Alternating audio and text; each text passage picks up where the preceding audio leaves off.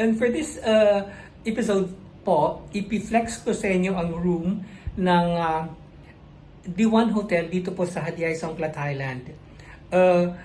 Ang D1 Hotel po is in the city center na kung saan paglabas mo marami ng kainan, pag sa may gilid ang daming massage parlors, then a 5 minutes walk to the Lee Garden Night Market, 5 minutes walk to train station, and 5 minutes walk to Robinson's Mall.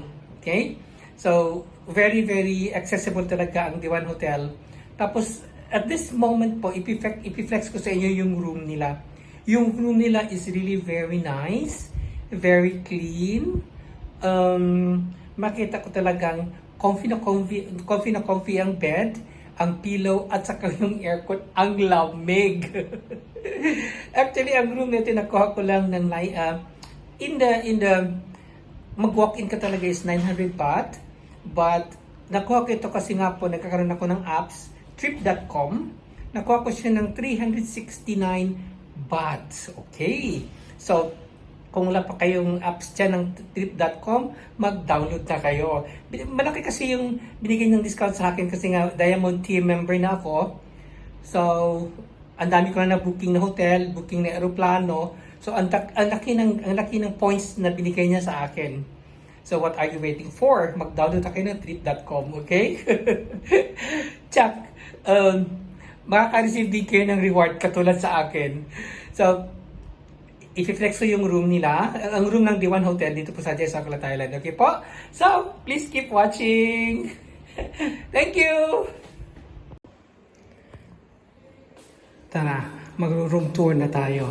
Okay? So, ang room ko is 714. So, ito 714. So, smart lock din.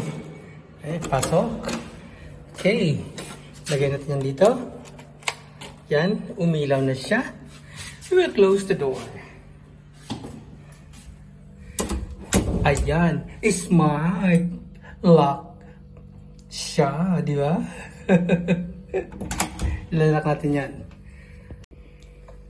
Okay, so ito na yung room nilang D1 Hotel here in Hadiay, Thailand. Malinis siya, in fairness. Okay. King size bed.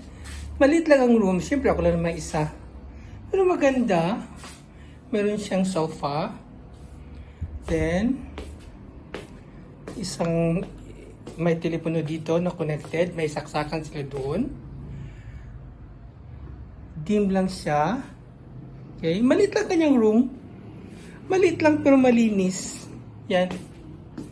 Good for two talaga. Yan. Okay, as usual, alam niyo na, basta't nandito ako sa hotel, pupuntahan ko talaga yung bed at saka yung pillow. Wow! Comfy na comfy ang kanilang bed. Comfy na comfy ang kanilang bed. Very nice. Ang pillow nila is nice. Soft na soft. Yan, makatulog talaga ako ng mahimbing ngayon. Okay. Then, meron silang malit na sofa dito. Okay? Then, of course, meron silang mirror on the wall. Hello po.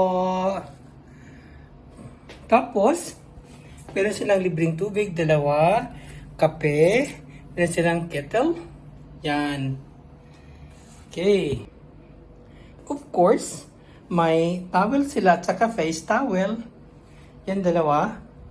Then, meron silang ito, yan, ref na walang laman. Siyempre, walang laman talaga yan. Saka itong closet nila, ayan, nakalagay na yung damit ko dyan. At meron silang extra na unan, ayun. Yan, may extra unan sila doon.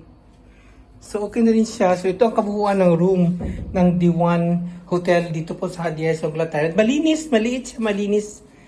Yes, tapos, yung setting ng kanyang bed, yung ano niya, parang malinis talaga. Maganda yung pagkano, maganda yung, malinis siya, maganda. Although maliit lang, yan. Maliit na siya, pero maganda. Yan.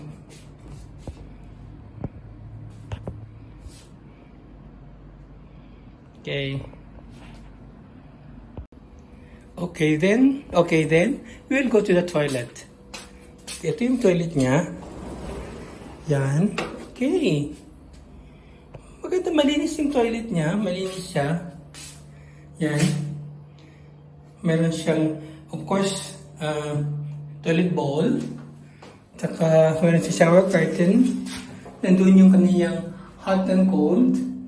Yung hot and cold niya is dito na sa wala yung mga parang machine. Ito kasi pag ganyan dito, pag dito yan nakapula, red yan siya, that is mainit. Dito naman sa banda, that is malamig na tubig. Yan. Saka, ito yung kanilang shampoo. Saka, sorry. At saka kanilang paso. Yan. At saka, of course, hindi talaga mawawala si JLab05. Okay, so ito ngayon ang room ng D1 Hotel dito po sa Hadiay Songkhla, Thailand po. Okay? Yan, thank you for watching! Pa-subscribe, pa-like, at pa-comment na rin. Bye-bye!